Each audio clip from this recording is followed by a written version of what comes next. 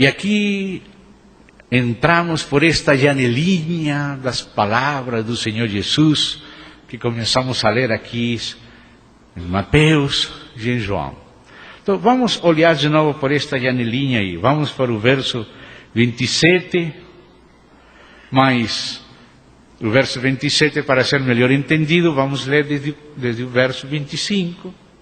Por aquele tempo, exclamou Jesus, por aquele tempo quando tinha falado, ai, acerca daquelas cidades. Que coisa! Deus, através de Jesus, tem que falar, ai de ti, Cafarnaum, ai de ti, Corazim, ai de ti, Betsaida, como também o profeta Abacuque fala, as nações trabalharam em vão, trabalharam para o fogo, ai de ti, que edificas a cidade com iniquidade, com sangue. Deus criou tudo para edificar a economia dele, o reino dele, e deixou em liberdade as criaturas, e as criaturas com a sua liberdade, em vez de cooperar com Deus, na edificação de Deus, no reino e na economia de Deus, começaram a edificar com injustiça, com iniquidade, com sangue, e por isso o Senhor fala, ai, ai, ai, ai, tudo vai para o fogo. Todo o vosso trabalho foi em vão, porque a terra não foi criada para que vocês façais isto. A terra foi criada para ser enchida do conhecimento, da glória de Deus. E essa cidade edificada, essa Babilônia, esse reino, essas bestas, porque aqueles impérios, os olhos de Deus, são somente bestas, como animais. Manifesta uma natureza maligna, depravada. Deus vai julgar, vai arrasar, vai queimar tudo e somente vai deixar o que Ele queria no começo, quando Ele criou. A terra será cheia do conhecimento da glória de Deus. Em vão estão trabalhando os povos se não estão cooperando com Deus no seu propósito. Deus permitiu a liberdade das criaturas, porque vai julgar elas. E no juízo, e também na graça e a misericórdia, Ele vai ser conhecido. Ele vai ser revelado. Mas antes que houvesse criação, antes que houvesse liberdade e criaturas responsáveis que vão ser julgadas, somente estava Deus. Deus o Pai. E desde a eternidade, o Pai tem tido uma grande alegria, um grande contentamento. Tem havido no eterno coração de Deus uma profunda alegria, algo que enche a Deus de contentamento, que é seu próprio Filho. Antes de haver criação, somente estava o Pai, e o Filho, e o Espírito Santo. E somente Deus conhecia seu Filho. E então fala aqui, naquele tempo, por aquele tempo, fazendo aquele contraste, naquele tempo acabava de falar, ai, para aquelas cidades iníquas. Mas ao mesmo tempo fiz o contraste. Não somente existe ai, existe uau, que alegria. Não só ai, tem também alegria. Falo aqui, graças te dou. Contraste entre ai e graças te dou. Que contraste? Graças te dou, Pai, Senhor do céu e da terra, porque ocultaste estas coisas. Há alguma coisa que o Senhor chama estas coisas. O Senhor tem um conhecimento do Pai claro. O Senhor Jesus conhece seu Pai, conhece a sua natureza, conhece sua capacidade absoluta, conhece seus propósitos. Senhor chamou de isso, estas coisas. Graças te dou, Pai, Senhor do céu e da terra, porque ocultaste estas coisas aos sábios e entendidos e as revelaste aos pequeninos. Então existem coisas ocultadas para lá, ocultadas para fora e reveladas para dentro. Os de fora não entendem. Eu estou falando em parábola, disse o Senhor, para que eles, ouvindo, não vejam, ouvindo, não ouçam. Mas vocês que estão comigo, para vocês são os mistérios do reino dos céus. Para vocês, estes mistérios são revelados. Então existe aqui algo que se chama estas coisas escondidas e reveladas. Reveladas para dentro, aos pequeninos, e escondidas para os de fora, os que acham que são grandes, que em si mesmos são sábios, que estão confiando na sua autoevolução. Hoje tem muita gente se preocupando pela sua autoaperfeiçoamento, autoevolução. Tem muita gente pretendendo conduzir a sua evolução. Isso são estes cegos, para os quais estas coisas foram escondidas por Deus. Mas fala também que o mesmo que Deus escondeu a sabedoria do mundo, revelou. Como Deus é capaz de revelar e esconder ao mesmo tempo. Por isso ele fala em figuras, em parábolas, em tipologia, e os de fora não entendem, e os de dentro entendem. E falando disto, ele continua falando, sim, ó Pai, porque assim foi do teu agrado. O filho conhece o gosto do pai, o caráter dele, a personalidade dele, o estilo dele, o jeito dele. Assim foi do teu agrado. E então fala diante dos seus apóstolos: tudo me foi entregue por meu Pai. Ou aqui ele está abrindo uma janela.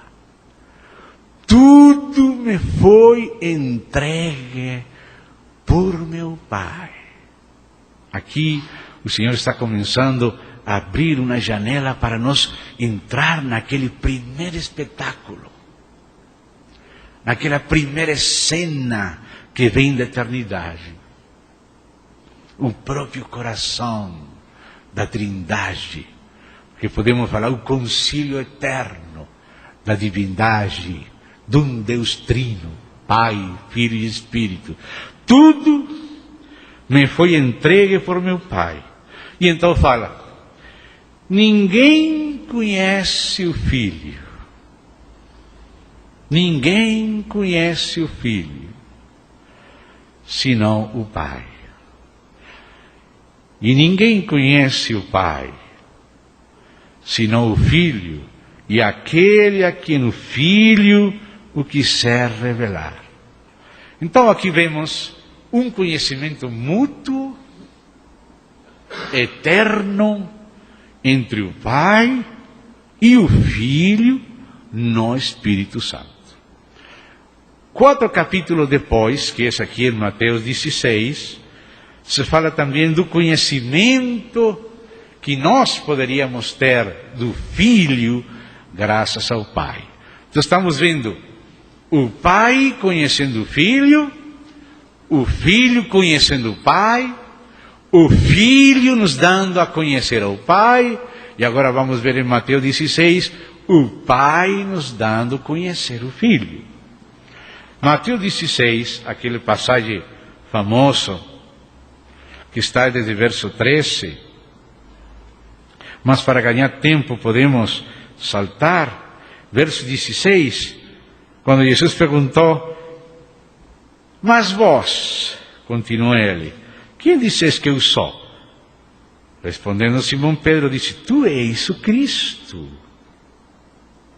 ou seja, o Messias, o ungido, o ecônomo encarregado por Deus para conduzir o programa de Deus. Isso quer dizer o ungido, ou Cristo, Messias, o Filho do Deus vivo.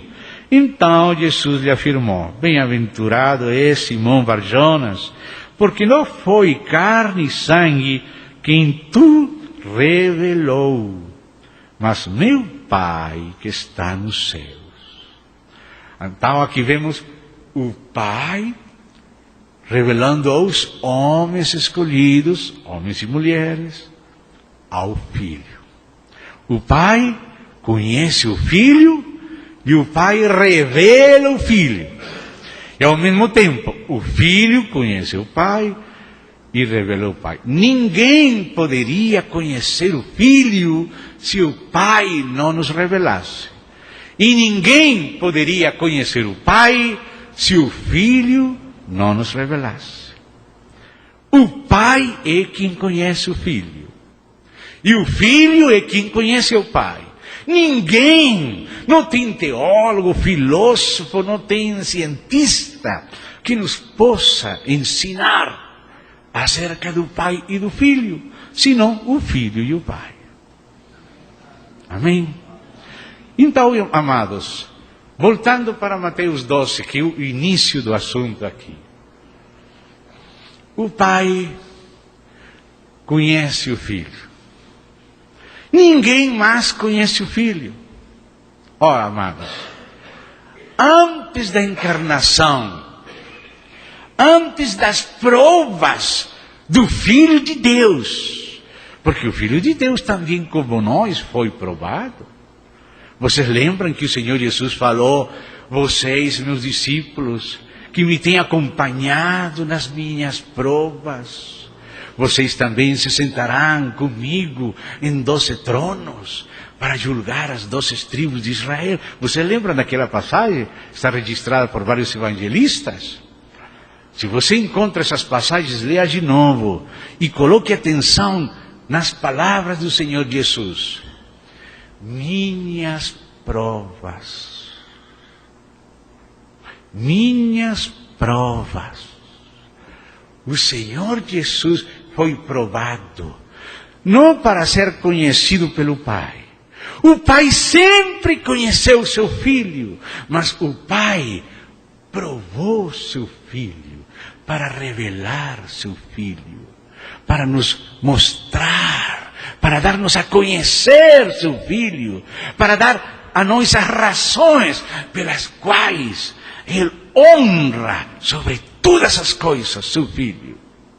Antes das provas do Filho, no esvaziamento, na encarnação, no viver humano, na morte, na humilhação, o Pai já conhecia o Filho desde a eternidade. Por isso o Filho disse: ó Pai, lemos em João 17, Pai, glorifica-me, Pai, a teu lado, com aquela glória que eu tive contigo antes que houvesse mundo. Antes da fundação do mundo, já o Filho compartilhava a glória com o Pai. Como fala a Epístola aos Hebreus, sendo o Filho o resplendor da sua glória. O Pai tem glória, que é uma expressão de revelação, que produz colheita de adoração para Deus. Essa glória expressa de Deus é o Filho. Hebreus diz que o Filho é o resplendor da sua glória, da glória de Deus. Que ninguém pode conhecer o Pai senão através do Filho. Para que o Pai possa ser conhecido, temos que olhar para o Filho, porque o Filho nos faz conhecer ao Pai. Mas ao mesmo tempo, a razão pela qual existe a criação, a razão pela qual Deus deu liberdade às criaturas angelicais e humanas, o próprio querubim Lúcifer, que era Lucero antes de ser o diabo, a razão pela qual Deus permitiu a queda dos anjos e dos homens, é porque Deus que conhece desde a eternidade seu Filho, nos mostraria seu Filho. E a excelência do Filho de Deus vê-se claramente acima daquele pano preto de fundo que é a rebelião das outras criaturas. Deus tinha um propósito, mas Ele não impôs seu propósito. Ele deu liberdade às criaturas aceitar ou não o propósito de Deus. Tem algum outro propósito? Alguém? Algum outro? Tem outra opção? Ah, sim, Lucero tinha outra opção.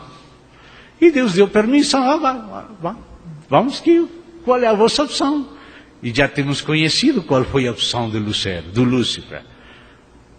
As masmorras dos infernos estão cheias das piores loucuras. Isso foi a outra proposta. E Deus deu permissão ao homem de fazer o que ele quer também. E que estamos conhecendo? As coisas piores, que dá vergonha, asco mesmo falar. Mas Deus estava permitindo isso para que conhecêssemos também nós, seu Filho. Deus sempre conheceu seu Filho. Só o Pai conhece o Filho. Mas agora o Pai quis dar a conhecer seu Filho. E para isso fez uma criação para o Filho. E aquela criação foi posta na prova. E aquela criação caiu na prova. Mas aquele Filho veio e entrou na criação. Se fez homem, se encarnou. E verdadeiramente, sem mentira, sem trampa nenhuma, sem armadilha, real e transparentemente, ele foi sometido à prova da criação. Foi homem, foi provado em tudo, conforme a nossa semelhança. O diabo esgotou todas as provas. A Bíblia diz que, tendo acabado toda a tentação, deixou ele por um tempo. Depois voltou, já não tinha mais novas tentações. Todas as tentações do diabo se esgotaram. Então repetiu de novo as mesmas tentações em outras ocasiões. E o Senhor Jesus falou: o diabo nada tem em mim. Nunca teve. Deus não precisava essa prova para conhecer seu Filho. Mas nós precisávamos que o Pai demonstrasse o que é seu Filho, permitindo a queda do diabo, dos anjos, do homem, e depois a encarnação e a prova do Filho.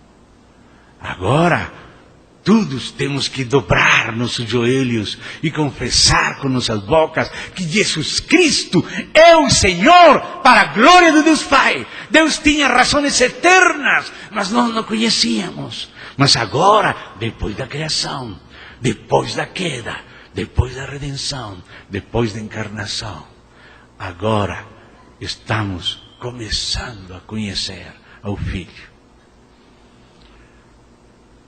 O Pai conhece o Filho, só o Pai. Ninguém pode nos revelar ao Filho, senão o Pai. O Pai conhecia desde a eternidade a fidelidade do Filho. Conhecia o amor do Filho.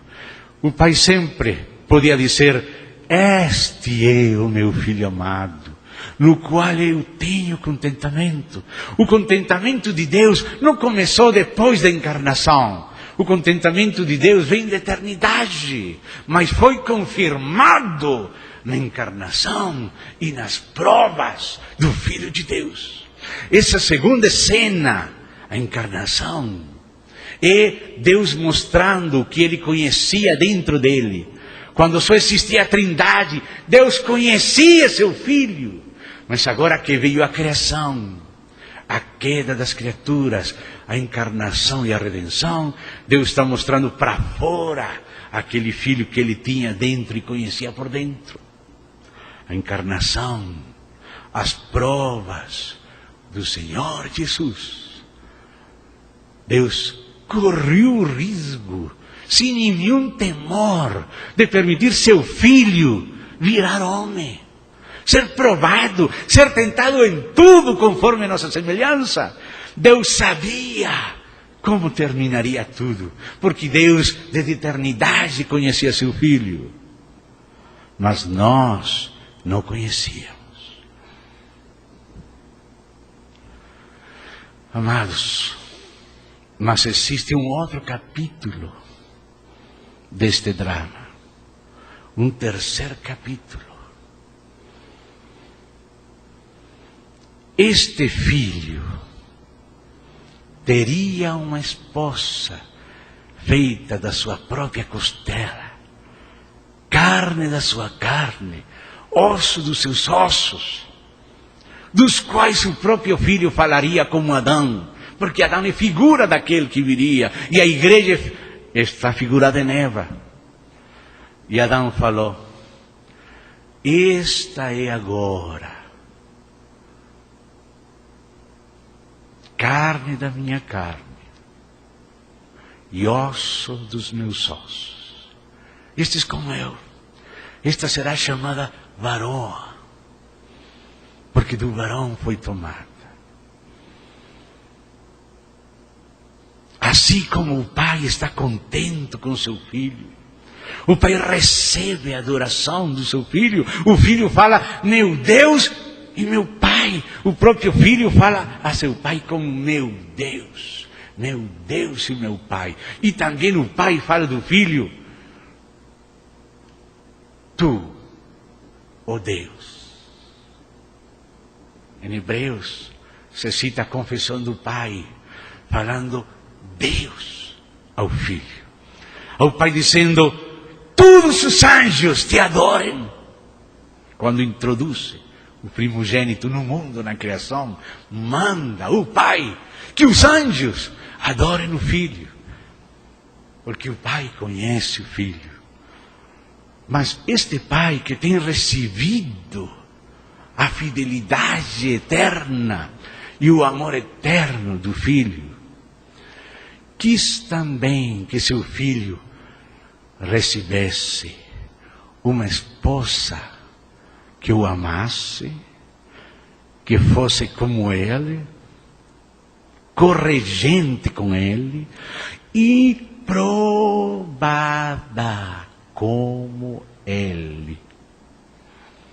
Muitas vezes aparece nas Escrituras a frase: para que sejais provados. Para que sejais provados. Mas assim como o pai conhecia o filho, assim também a palavra de Deus diz: aos que antes conheceu, a estes predestinou. E aos que predestinou, a estes também chamou. E aos que chamou, a estes também justificou. E aos que justificou, a estes também glorificou. O pai quis dar um grande presente a seu filho.